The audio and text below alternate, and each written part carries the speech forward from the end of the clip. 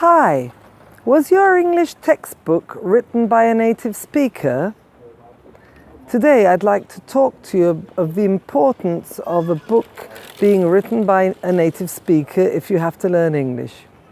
This is Susan Broder from Speak Languages and Travel the World, here to help you improve your English with minimum effort and maximum benefit. So I'm here in Holland for a few days, and a couple of days ago I was sitting on a bus, and next to me there was a girl who pulled out her English language textbook. She was going to university and she was revising. Now on the first page she opened her book. It said present time. And all the exercises were referring to the present tense. So I thought, well, that's unusual. And as she flicked through the book, she got to the page where it said past time.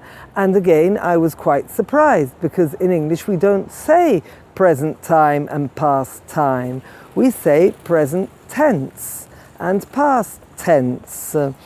So I didn't see the cover of the book, but I do presume that it was written by a Dutch person, because in other languages we do speak about time, but in British English we say tense. So this brings me to the subject which I've been thinking about for a long time. I've been teaching for, well, about 40 years now. And very often students will come to me with a book. It may not necessarily be an English language learning book. It could be an English literature learning book, but in any case, written by a non-native speaker.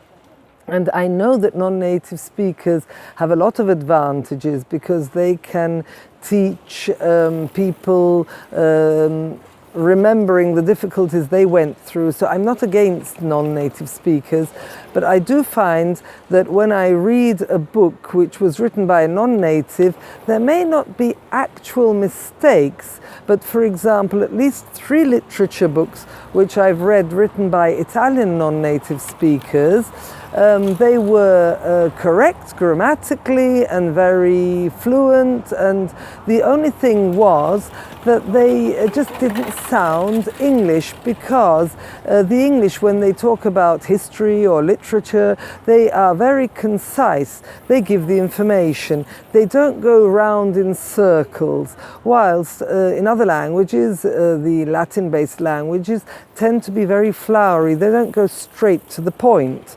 And so when I was reading these books trying to help my students, I'd realized that yes, if you read it in another language it was fine, but the English just don't do that. The English go straight to the point.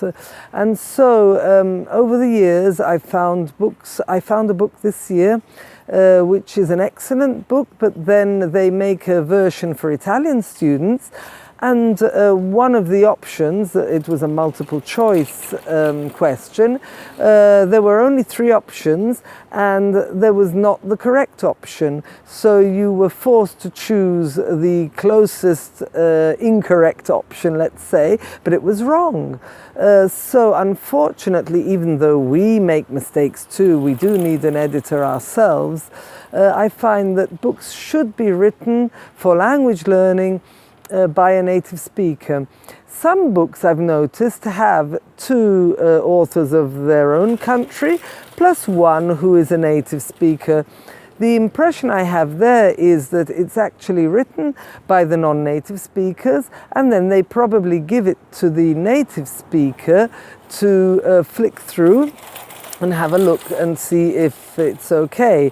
Now, I don't know whether the native speaker reads every single line or whether he just browses through it, but those are the books where I find there are not mistakes, but that they just don't sound as if they were written by a native speaker. So that name doesn't really count. So if you have a choice, buy books written by native speakers. If your school organizes books which were not written by native speakers, why not ask them and question it? Is it possible to have a different kind of textbook because well, the book I was looking at 2 days ago, the one which said present time and past time, didn't actually have any other mistakes. It was explaining the grammar very well, but the actual title was wrong. So yes, I do believe in books for language learning written by native speakers, even if non-native speakers are equally good, if not better, than native speakers at explaining the language, because they've been through it whilst we native speakers haven't. So they can maybe relate better to students because they've been through the same process. So non-native speakers are a very valid choice if they're explaining things to you, but maybe not such a good choice when writing books. So I hope this was information that was useful to you. Don't forget to subscribe if you haven't done so already, and see you in the next video. Bye!